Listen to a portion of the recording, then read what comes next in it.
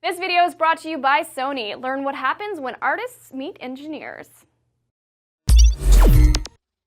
Hey guys, what's up? It's Roth and Chris here talking about the big Walking Dead mid-season return after... It's back. I know. Did you like it? Just give me your overall thoughts real quick. I did, actually. You know, it's a Carl-centric episode, and I'm not like the biggest Carl fan, but I thought it actually brought a little bit more depth to his character, and it kind of showed. What it did was reminded me that he's a teenager in this world, and that would suck a lot. Like, there's that moment in the room where he's looking at the TV, and there's the movies stacked up and the games, and he's not looking. I think he has this moment of longing, like, I really wish this is what the world was about for me. I wish I could kick it, but instead, I'm just gonna take this cord and use it to tie off the door. That was like heartbreaking. That actually made me feel like, okay, this makes me feel like I'm in that world. Yeah, that's actually, thanks for bringing that up because I had forgotten about it, but it was really one of my favorite moments in the episode because it wasn't even just, he looked delighted for a second. And then it boom. And it immediately eradicated when he was like, this is stupid, who cares? I can't sit here and play a video game. I gotta go tie up this door and survive. Yeah. And I thought it was a great moment for Carl. I think they took a risk here because what they usually do is they come in sort of big and they exit big. You know, we had the war, you know, in the finale, the mid-season finale. They're coming in real slow here, and they're focusing on character. They're focusing on a character that, not like you said, not everyone's in love with. I think it's a risk that paid off, and I think how they're going to do it is similar to that time when we only got Governor episodes before the break. I think it's going to be similar to that the rest of the season until maybe the last couple episodes, where you're going to follow each one of these groups, or maybe a couple of them, but intercut in the episode. So, like, maybe next episode won't see Carl and Rick at all, but this episode certainly did. I'm with you. You know, I thought this was a good episode for Carl because I think it sort of gave us a hint about where his headspace is at. Yeah. And this is a teenager, you know? I mean, he's going to act in sort of silly, ridiculous ways like every person on Earth did when they were a teenager from time to time, if not a lot in some people's cases, you know? So I thought it was strong for him, but my favorite part of the episode, and we're going to circle back to sort of the fake out moment with Rick, who he really wasn't a presence in the episode at all. Because he was in Carl's mind. In Carl's mind he was, and then he was sort of at the beginning and the end. Yeah. But what really worked for me in this episode, which I thought were the strongest moments, were Michonne's flashbacks. It was a different aesthetic than we've seen on this show before. They took a real different dream-like, it was a dream, which is why. An actual dream. But even when it wasn't an actual dream, when she was seeing that walker that looked like her or that reminded her of herself, there was kind of a hallucinatory element to that too, where it's like I felt like I was seeing how Michonne was feeling. Yeah, exactly. I mean, you know, Gimple was saying the whole time that this episode or this season of the series is going to focus in on character, and every character is going to get their moment. And this episode definitely gave Michonne her moment. And you know, like that whole flashback thing revealed a lot about her past, and we can get to that. But that scene in the forest where she sees the zombie that looks like herself, and she's like, I think that's the moment when she decides to like lash out at it. It's not like I'm going to destroy this former idea of myself. That's her hope moment. That's her, I'm going to forge ahead in this world. Here's what I'm good at. Here's what I'm going to do. You know, I need to just not be, because it was symbolic. She was walking with the dead as if she was dead. Yeah. And in that moment, she's like, no, I'm not one of you, and I'm out of here, you know?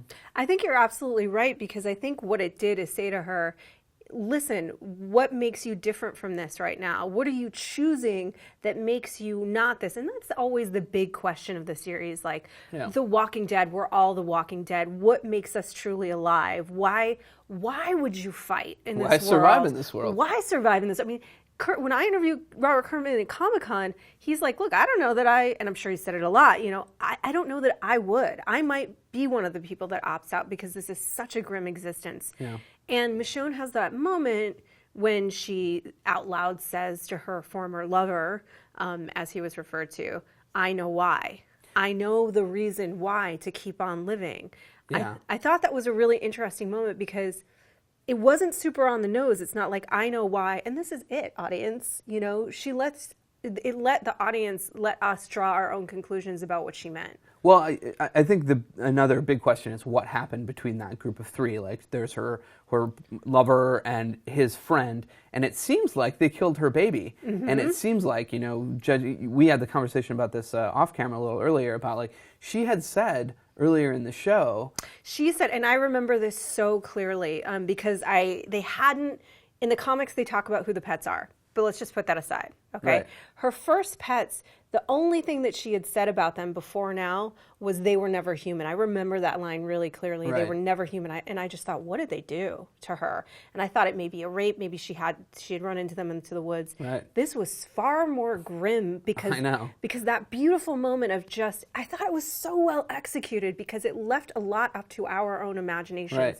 They're talking about things like going to a museum. She's obviously really well off. She's very educated. She's dressed really well. She has an opinion on art and on, you know, culture and all those things. It's a normal moment for her to be having a glass of wine with her husband, boyfriend, whoever he was, his friend and their baby, and having a really intellectual discussion over a glass of wine. That was her old normal.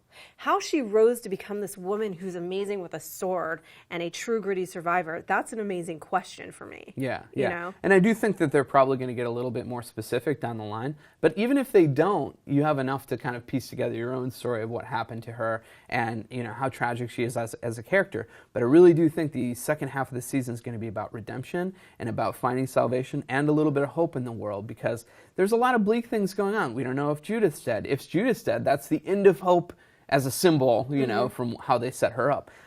There's all kinds of questions like that, but I think that even for Carl, he's basically finding he needs Rick. He doesn't feel like he's going to be okay in the world if Rick isn't there.